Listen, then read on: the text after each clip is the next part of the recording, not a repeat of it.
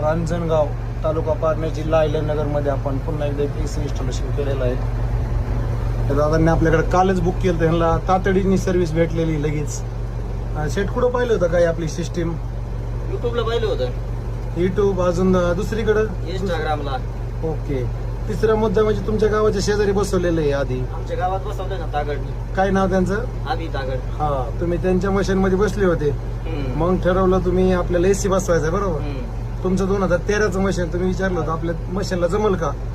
बरं, फिटिंग वगैरे कशी झाली काय? एक नंबर. नक्की. हा, एक दुपारी 1:35 झाले, तर कुलिंग कसं काय काय? एक नंबर आहे.